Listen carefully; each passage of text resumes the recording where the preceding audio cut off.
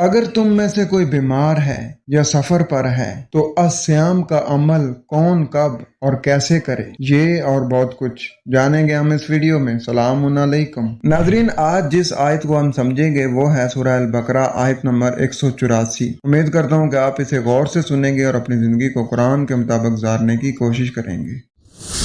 बढ़ते हैं अपने सबक की तरफ, पढ़ते हैं सूरह अल बकरा आयत नंबर 184। मेरे पास इस वक्त मसूदुद्दीन उस्मानी साहब की जो जमात है, उनके जो अमीर मोहम्मद हनीफ साहब, उनका लिखा हुआ तर्जमा है। पहले हम उसे पढ़ते हैं। ये गिनती के दिन हैं जिनको पूरा करना है, लेकिन अगर तुम में से कोई बीमार हो या सफर में हो तो वो और दिनों में इस गिनती को पूरा करे, और जो ताकत होते हुए सोम न रखना चाहे तो वो बतौर फिदिया एक मस्कीन को खाना खिलाए। फिर जिसने बखुशी कुछ इजाफी अमल किया तो वो उसके लिए बाइसे खैर होगा, और अगर तुम सोम रखो तो तुम्हारे लिए बेहतर होगा अगर इस बात को समझो। नाज़रीन, मोहम्मद हनीफ साहब के तर्जुमे लिखा हुआ है कि ये गिनती के चंद दिन हैं, और अगर इधर महीना होता तो फिर अल्लाह कह देता कि ये एक महीना है, चंद दिन ही क्यों कहा। और फिर आगे कह रहे हैं कि बीमार हो या सफर पे हो तो वो गिनती के दिन बाद में पूरे कर ले। अगर यौम दिन है तो फिर निहार क्या चीज है। और इसमें उन्होंने लिखा है कि अगर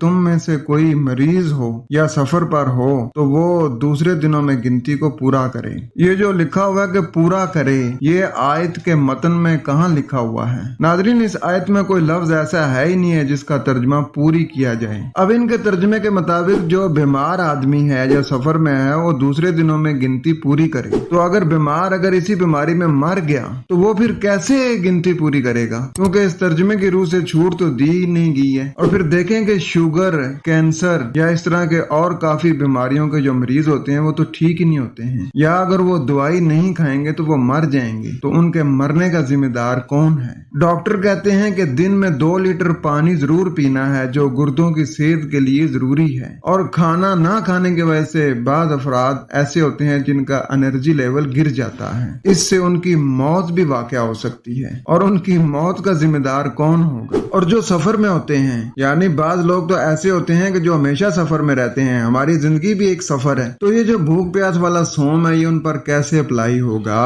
और इनके अलावा और तर्जमा करने वालों ने भी इस आयत का ये तर्जुमा किया है कि जो लोग रोजा रखने की ताकत रखें लेकिन रखें नहीं तो वो रोजे के बदले मोहताज को खाना खिला दें। नाजरीन, आयत के मतन में ऐसा लिखा ही नहीं हुआ है कि जो रोजा ना रखें। अब मोहम्मद हनीफ साहब का तर्जुमा माने या दूसरे लोगों का तर्जुमा माने। अब देखें, आगे जो मालदार बंदा है ना, वो तो फिदिया दे के छूट जाएगा क्योंकि उसके पास माल ही बहुत है, वो